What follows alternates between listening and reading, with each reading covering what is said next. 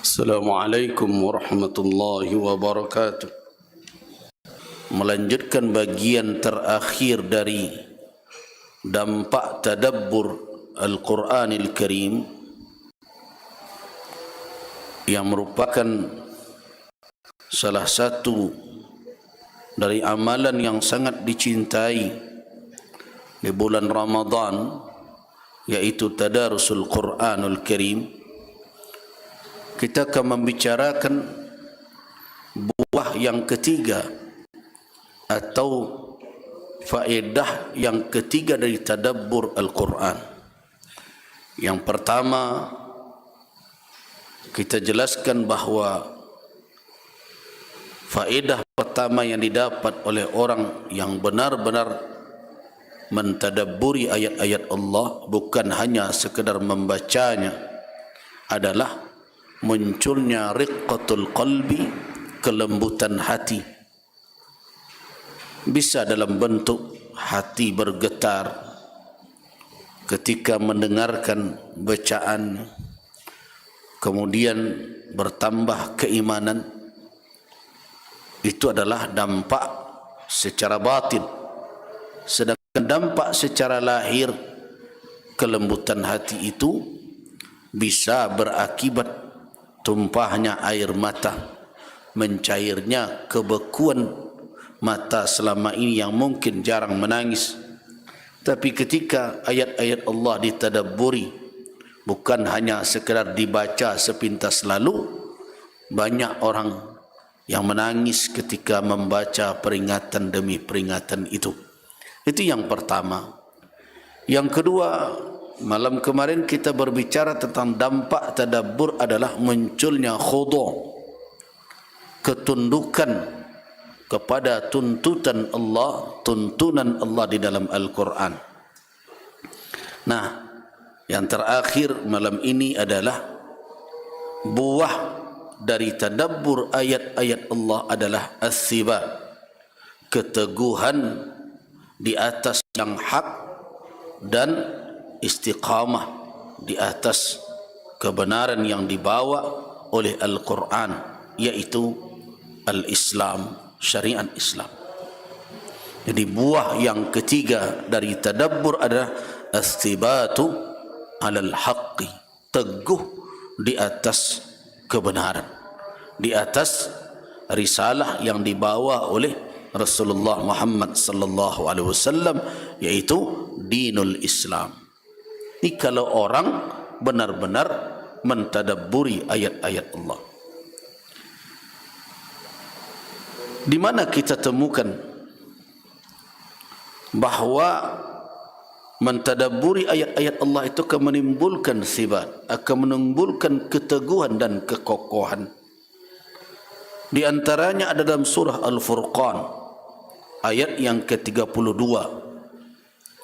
Allah Subhanahu wa taala berfirman, "Wa qala alladhina kafaru laula nuzzila 'alaihi al-Qur'anu jumlatan wahidah kadzalika linuthabbita bihi fuadaka warattalnahu tartila."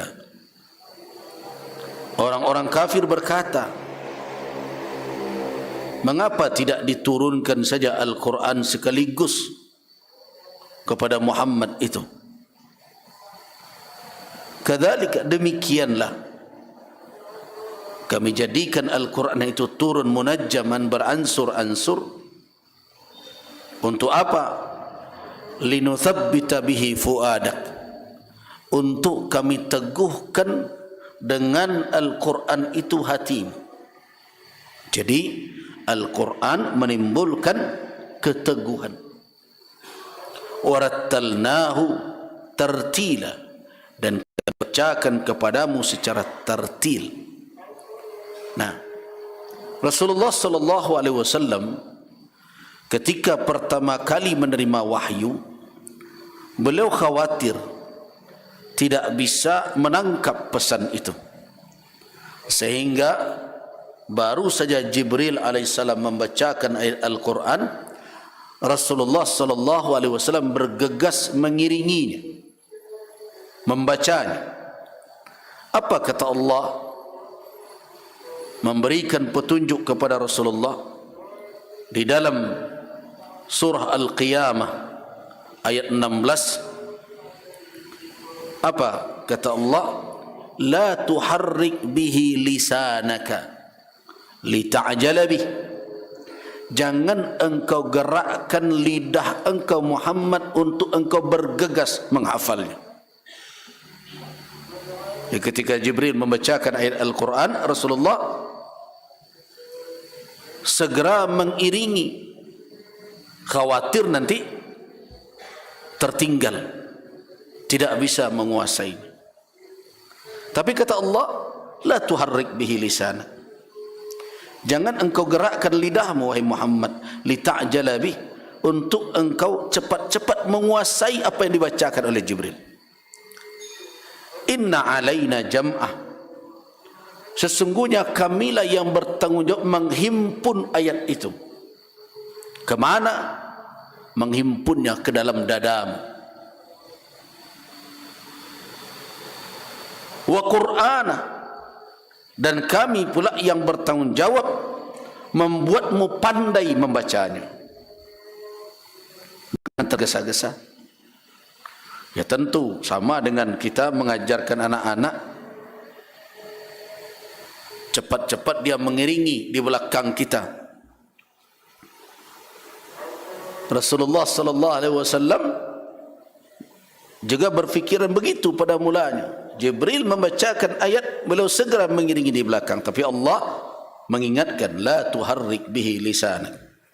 Jangan engkau gerakkan lidahmu lita'jala bih, dengan tujuan engkau bergegas ingin menguasainya. Inna alaina jam'ah. Sesungguhnya kamilah yang akan menghimpun ayat itu kemana? Ke dalam dadamu itu. Wa Qur'ana, dan kami yang akan membuat engkau pandai mengucapkannya, membacakannya. Bagaimana caranya? Ditunjukkan oleh Allah. Fa idza qara'nahu, apabila kami telah selesai membacanya, baru engkau fattabi' Qur'anahu, baru engkau ikuti bacaannya. Begitu caranya. Nah, dari ayat ini dapat juga kita jadikan sebagai alasan dalam kajian kita malam ini, bahawa apabila seseorang mendengarkan, memahami ayat-ayat Allah tersebut, maka Allah Subhanahu wa ta'ala akan membantu orang itu untuk menghimpun Al-Quran itu ke dalam dadanya, dan Allah akan membuat orang itu pandai membacanya.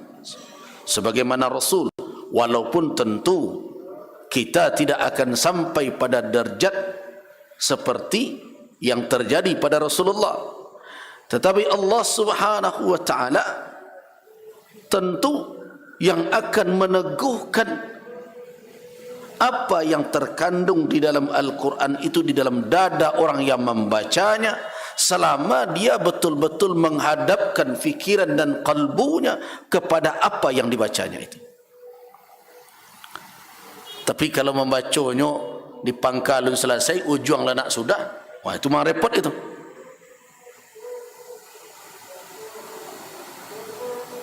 Tidak dia perhatikan bagaimana cara membacanya dengan benar, tidak dia bawa fikirannya dan perasaannya mengikuti maksud yang ada di dalam ayat. Artinya apa? Dia hanya bergegas untuk menyelesaikan bacaan. Karena hari ini orang banyak lebih bangga dengan target berapa khatam dia. Nah, bukan berapa yang dia dapat petunjuk dari apa yang dibaca. Betul, mengkhatamkan Al-Quran adalah amalan yang sangat mulia. Tetapi ingat, tujuan Al-Quran diturunkan bukan sebatas dia sebagai bacaan, tetapi sebagai hudan. Nah, hudan membutuhkan apa? pemahaman. Faham membutuhkan apa? Tadabbur. Merenungkan dan menyadari apa yang dituntut dan apa pesan yang dibawa oleh kalamullah tersebut. Nah, di dalam Al-Quran Allah Subhanahu wa ta'ala memberikan nama, salah satu dari nama Al-Quran itu adalah Nur.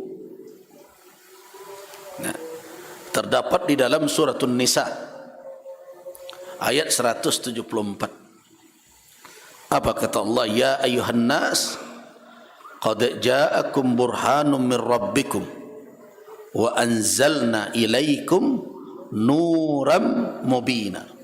Jadi karena itu salah satu nama Al-Quran itu An-Nur. Nah, dari mana didapat nama Al-Quran An-Nur? Dari Al-Quran. Kata Allah, wahai manusia, terjemahannya, sungguh telah datang kepada kamu sekalian burhan min rabbikum. Burhan, bukti dari Tuhanmu. Wa anzalna ilaikum, dan kami turunkan kepada kamu nuram mubina, cahaya yang nyata. Artinya cahaya yang tidak tertutup sinarnya oleh apapun. Cahaya Al-Quran lebih terang dari cahaya mentari. Kalau cahaya mentari saja terhalang dengan dinding, dengan tirai, dengan batas, cahaya Al-Quran bisa menembus kemana-mana, bahkan bisa menyelusup masuk ke relung kalbu manusia. Bagi orang yang mentadabburinya, kalau betul dia bertadabbur, dia akan menyadari bahwa cahaya Al-Quran lebih terang dibandingkan dengan cahaya mentari. Karena mentari hanya bisa menerangi fisik manusia, tetapi Al-Quranul Karim mengeluarkan lahir dan batin manusia dari kegelapan yang bertindih-tindih. Karena itulah makanya Nabi Allah Subhanahu wa ta'ala mengatakan bahwa dengan ia turunkannya Al-Quran, dengan ia utus Rasul Muhammad sallallahu alaihi wasallam, Allah yukhrijuhum, mengeluarkan mereka manusia itu minaz zulumat, dari kegelapan yang bertumpang tindih. Coba bayangkan, bukan zulm, bukan zalmah, bukan zalamah, tapi zulumat, dari kegelapan yang banyak dikeluarkan oleh Allah ila nur, kepada cahaya. Dengan apa Allah keluarkan manusia? Dengan Al-Quranul Karim. Nah, kalau orang memahami itu, bahwa Al-Quran membentangkan jalan yang terang. Bahkan Nabi SAW mengatakan, taraktukum alal mahajjatil bayda, aku tinggalkan kamu sekalian di atas jalan yang putih terang, lailiha kanahariha, malamnya bagaikan siang, artinya tidak ada gelap. Fala yazighu anha, tidak akan ada yang tergelincir dari jalan itu, yang akan menyimpang dari jalan yang terang itu, illa halikun, melainkan orang yang binasa, orang yang sudah keterlaluan itu. Itulah yang akan menyeleweng dari jalan yang terang itu. Bukan hanya itu saja, sebagaimana yang diriwayatkan dalam kitab Al-Muwatta, Imam Malik meriwayatkan hadis Nabi yang masyhur, taraktu fikum, aku tinggalkan kepada kamu sekalian, ma in tamasaktum bihima, selama kamu sekalian berpegang teguh dengan keduanya, lan tadillu abada, kalian tidak akan tersesat selamanya. Tidak ada jaminan itu pada selain Al-Quran dan Sunnah Nabi. Nah, karena itu, wahai kaum muslimin, kalau betul-betul ayat Al-Quran ini ditadabburi di dalam tadarus kita di bulan Ramadan ini, saya yakin kita akan menjadi orang-orang yang sabit, yang teguh, yang istiqamah di atas dinul Islam, di atas kebenaran yang dibawa oleh Islam. Bukankah itu yang kita dambakan? Bukankah itu yang kita ulang-ulang doa kita setelah selesai salat? Ketika sebelum salam, ya muqallibal qulub thabbit qalbi ala dinika. Wahai yang membolak-balikkan hati, teguhkanlah hatiku di atas agama.